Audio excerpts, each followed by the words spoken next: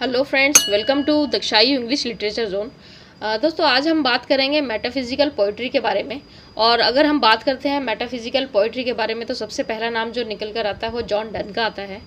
John Donne की जो poetry थी वो अपने आप में एक स्पिरिचुअल थी। So he was so psychical in his poetry.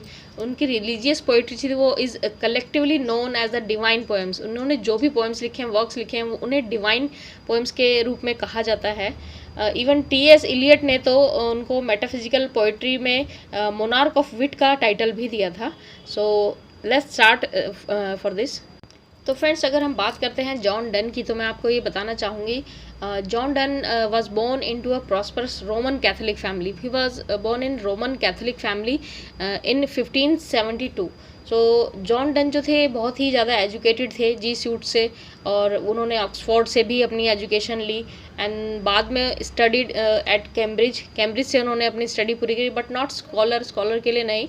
Cambridge से उन्होंने अपनी जो पढ़ाई पूरी की वो कहीं ना कहीं उनकी पोइट्री में भी झलका है, जो कि सभी लोगों को पता चला है। He did not graduate from the either of any school. उन्होंने किसी भी स्कूल या कॉलेज से स्नातक नहीं लिया, ग्रेजुएट नहीं थे वो।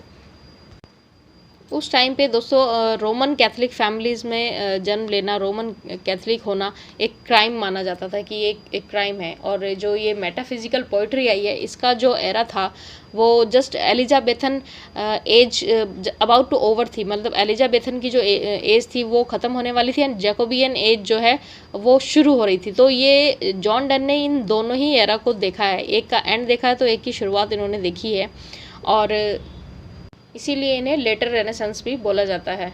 जॉन डन की एजुकेशन ओवर होने के बाद डन ने कुछ टाइम के लिए सेवरल मिलिट्री एक्सपेडिशंस में भी काम किया। उन्होंने अपनी सर्विस दी है। उसके बाद डन एक्सेप्टेड पोस्ट सेक्रेटरी।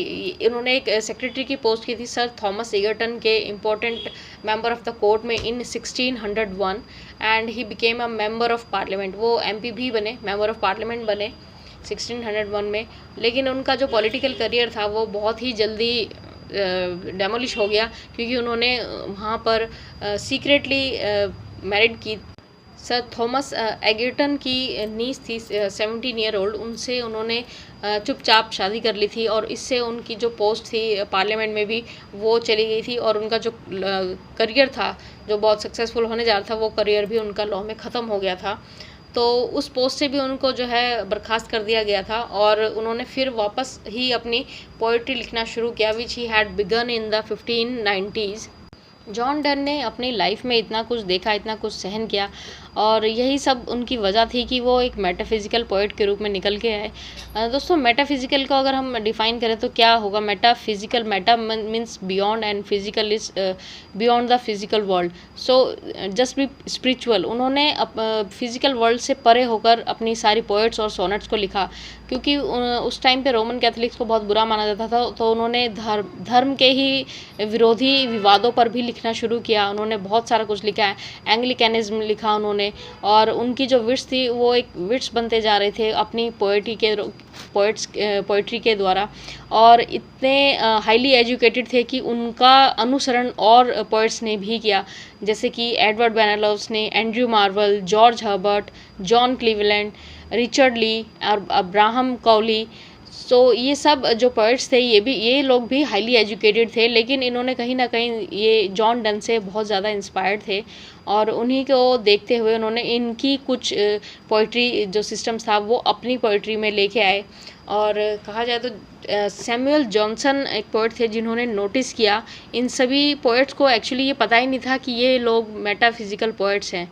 इनकी जो आर्ट थी उनको जो नज़र किया और जो टाइटल दिया वो सैमुअल जॉनसन ने नोटिस किया, और इन सारे पोइट्स को एक टाइटल दिया मेटाफिज़िकल पोइट्स का। इन जो सैमुअल जॉनसन हैं, इन्होंने करीब 52 पोइट्स के शॉर्ट बायोग्राफीज़ लिखी है, और जो इनका वर्क है वो है life of most eminent work of English poet. इन्होंने जो मोस्ट एमिनेंट वर्क्स हैं इंग्लिश पोइट्स के उन पर लिखा है, और कुछ 52 पोइट्स हैं इंग्लिश के जिनके जो मेटाफिज़िकल पोइट्स थे उनके बारे में सैमुअल जॉनसन ने लिखा है अपनी पोइट्री में, अपने वर्क में। जॉन डन ने दोस्तों बहुत सारी रोमांटिक पोएम्स लिखी हैं। लव के बारे में उन्होंने बहुत अच्छे से लिखा है, स्पिरिचुअल लव के बारे में उन्होंने लिखा है। उन्हीं की एक पोएम है द फ्ली करके। द फ्ली में एक कीड़ा जैसा होता है जो ब्लड पीता है, खून पीता है, वो काट लेता है जॉन डन को और उनकी बिलव्ड को। और जॉन डन कहते हैं दैट कि फ्ली ने तुम्हें भी काट लिया और मुझे भी, और हम दोनों का ही ब्लड अब इसके अंदर है। सो ही इज़ जस्ट लाइक हमारे प्यार का प्रतीक हो गया है कि मेरा खून और तुम्हारा खून, दोनों खून इसके अंदर हैं। और उन्हीं की पोएम है कैनोनाइजेशन है, डेथ बी नॉट प्राउड है। ये कुछ 2-3 पोएम्स है जिन्होंने इन पोएम्स में जॉन डन ने बहुत ही अच्छे से भर भर के स्पिरिचुअली को पूरा सराहा है, उसके अंदर बोला गया है। वो बहुत ही ज़्यादा एक रोमांटिक पोएट्स के रूप में उभर कर आए, क्योंकि उन्होंने अपनी ज़िंदगी में इतना दुख देखा, इतनी परेशानियां देखी कि एट द एंड, लास्ट में जब वो मौत के करीब थे तो उन्होंने डेथ बी नॉट प्राउड लिखी। 1631 में जब वो मरे उससे कुछ हफ्तों पहले ही उन्होंने इसको लिखा था, और जिसमें वो गॉड को चैलेंज करते हैं कि बोलते हैं कि डेथ तुम्हें अपने ऊपर प्राउड क्यों है। मतलब वो इससे डरना ही नहीं चाहते थे। वो सीधा डेथ को बोलते हैं तुम आओ और मेरी सोल को लेके जाओ गॉड के पास, मैं भी अपनी इस जेल से, अपने अपने शरीर से मैं भी फ्री होना चाहता हूँ, तो मुझे कोई डर नहीं है। तुम why you are prouding yourself. Death be not proud में स्टार्टिंग में जैसे कि death is shown as great and terrifying at the start of the poem as it has the capacity to take every one's life, क्योंकि हर किसी की life ले लेती है डेथ, तो ऐसी चीज़ है, उसको बड़ा टेरिफाइंग दिखाया गया स्टार्टिंग में, लेकिन बाद में उसको डेथ को बहुत ही पुअर बोला गया है, ऐसा अनाउंसिंग किया गया है कि तुम कुछ नहीं हो। दोस्तों मेरी नेक्स्ट वीडियो में मैं ज़रूर डेथ बी नॉट प्राउड पे एक वीडियो बनाऊंगी।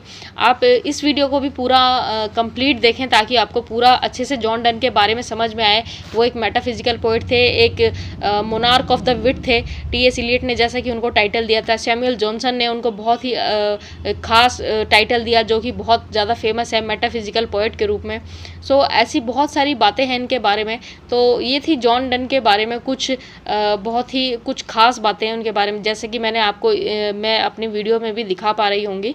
और इसकी जो मैं नेक्स्ट वीडियो बनाऊंगी वो डेथ बी नॉट प्राउड पे इनकी जो बहुत ही शानदार पोएम है उस पर बनाऊंगी। तो आई होप कि आपको ये वीडियो ज़रूर पसंद आई होगी।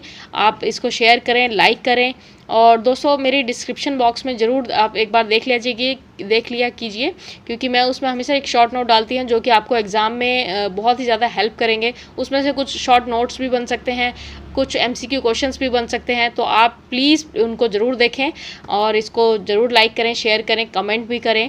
सो thank you so much, take care.